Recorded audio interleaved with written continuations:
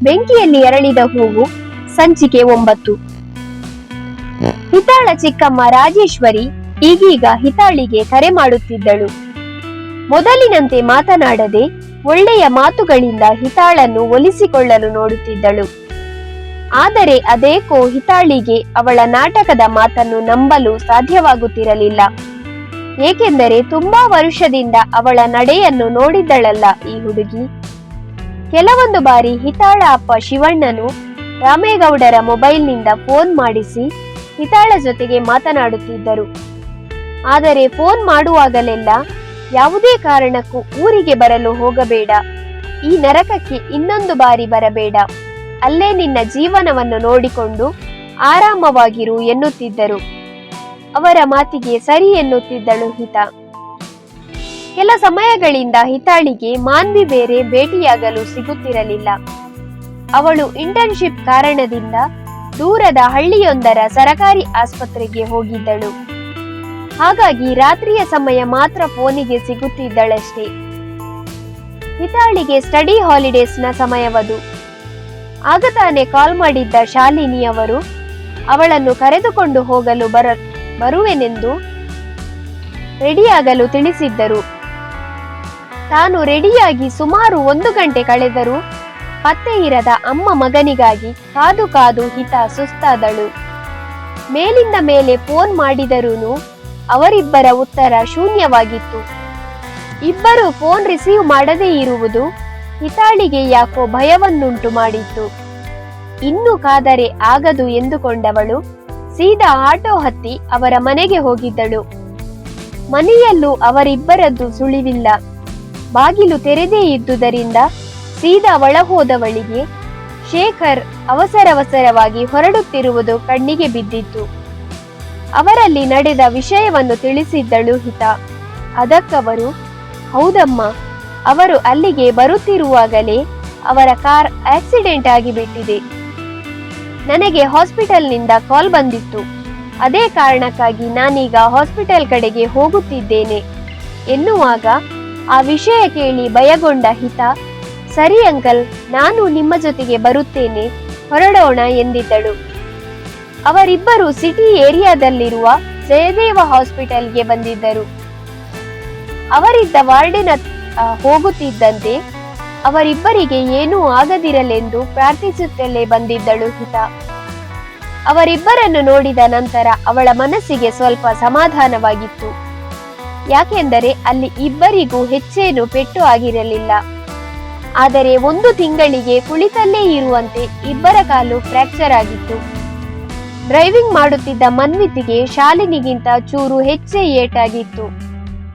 ಸಣ್ಣ ಪುಟ್ಟ ತರಚಿದ ಗಾಯಗಳ ಜೊತೆಗೆ ಕೈಗಳಿಗೂ ಚೂರು ಏಟಾಗಿತ್ತು. ಇದರಿಂದಾಗಿ 3 ದಿನಗಳ ಆಸ್ಪತ್ರೆ ವಾಸ ಅವರಿಬ್ಬರಿಗೂ ಖಚಿತವಾಯಿತು. ಆ 3 ದಿನಗಳಲ್ಲಿಯೂ ಹಿತಾ ಹಾಗೂ ಶೇಖರ್ ಅಲ್ಲಿಯೇ ಇದ್ದು ಅವರಿಬ್ಬರನ್ನು ಚೆನ್ನಾಗಿ ನೋಡಿಕೊಂಡರು.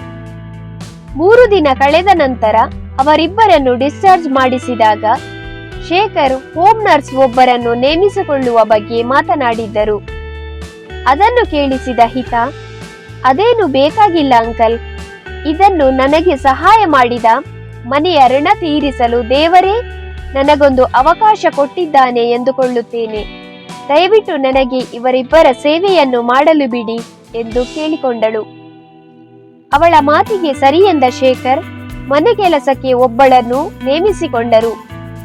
ಮಾನ್ವಿ ಬೇರೆ ದೂರದ ಊರಿನಲ್ಲಿ ಇದ್ದುದರಿಂದ ಅವಳಿಗೆ ಮನೆಗೆ ಬರಲು ಸಾಧ್ಯವಾಗುತ್ತಿರಲಿಲ್ಲ. ಹಾಗಾಗಿ ಮನೆಯ ಕೆಲಸಗಳಿಗೆಲ್ಲ ಒಬ್ಬರು ಇದ್ದರೆ ಹಿತಾಳಿಗೆ ಸಹಾಯವಾಗಬಹುದು ಎಂದುಕೊಂಡರವರು.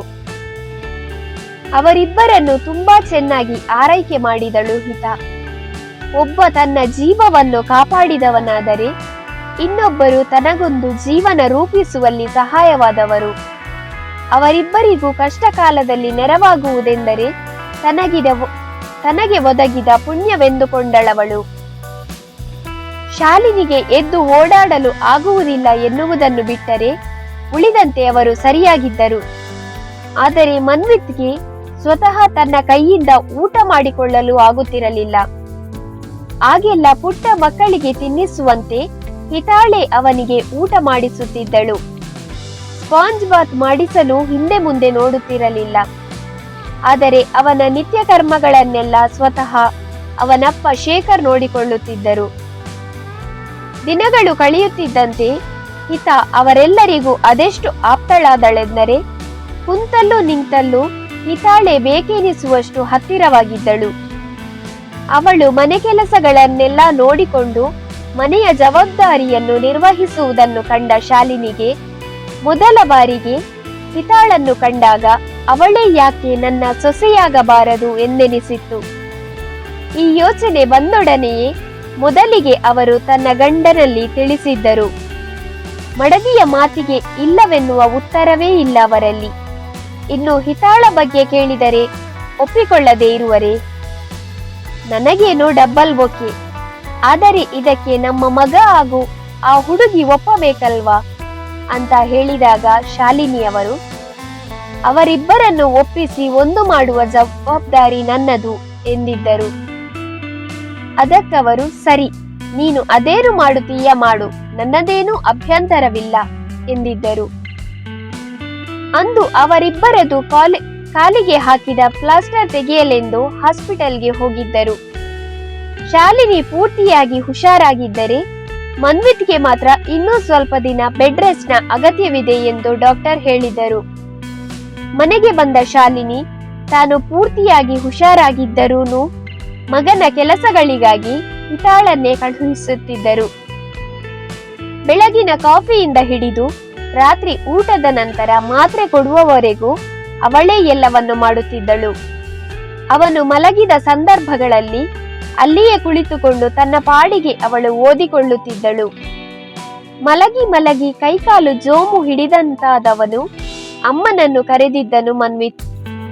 ಅವನ ಕೂಗಿಗೆ ಬಳಿ ಬಂದ ಶಾಲಿನಿಯವರು ಏನೆಂದು ವಿಚಾರಿಸಿದ್ದರು. ಅಮ್ಮ, ತುಂಬಾ ದಿನಗಳಿಂದ ಮಲಗಿದ್ದು ಕೈಕಾಲು ಎಲ್ಲ ಜೋಮು ಹಿಡಿದಂತಾಗಿದೆ. ಸ್ವಲ್ಪ ಲಾನ್ ನಲ್ಲಿ ವಾಕ್ ಮಾಡಿದರೆ ಸರಿ ಹೋಗಬಹುದು. ಚೂರು ಹೊರಗಡೆ ಕರೆದುಕೊಂಡು ಹೋಗುತ್ತೀಯಾ? ಏನು ನೀನು? ನಾನೇ ಪೇಷಂಟ್. ನೀನು ನೋಡಿದರೆ ನನ್ನಲ್ಲಿ ಕರೆದುಕೊಂಡು ಹೋಗಲು ಹೇಳುತ್ತಿದ್ದೀಯಲ್ವಾ? ಹಿತ ಎಲ್ಲಿ ಹೋದಳು? ಅವಳಲ್ಲಿಯೇ ಹೇಳು ಎಂದಿದ್ದರು. ಇವರ ಮಾತು ಕೇಳಿ ಒಳಬಂದ ಹಿತ, ಬನ್ನಿ ಮನ್ವಿತ್, ನಿಮ್ಮನ್ನು ನಾನು ಕರೆದುಕೊಂಡು ಹೋಗುತ್ತೇನೆ ಅಂತ ಹೇಳುತ್ತಾ ಅವನಿಗೆ ಹೆಗಲಾದವಳು ಅವನನ್ನು ಹೊರಗಡೆ ಕರೆದುಕೊಂಡು ಹೋಗಿದ್ದಳು. ಅವರಿಬ್ಬರು ಜೊತೆಯಾಗಿ ಹೋಗುತ್ತಿರುವ ದೃಶ್ಯವನ್ನು ಕಂಡು ಹಿಂದಿನಿಂದ ಅವರಿಬ್ಬರ ದೃಷ್ಟಿ ತೆಗೆಯುತ್ತಿದ್ದ ಶಾಲಿನಿಯನ್ನು ಕಂಡ ಶೇಖರ್, ಇದ್ದರೆ ನಿನ್ನಂತ ಅಮ್ಮನಿರಬೇಕೆಂದು ನಸುನಗುತ್ತಾ ಹೇಳಿದ್ದರು. ಕತೆ ಮುಂದುವರಿಯುತ್ತದೆ.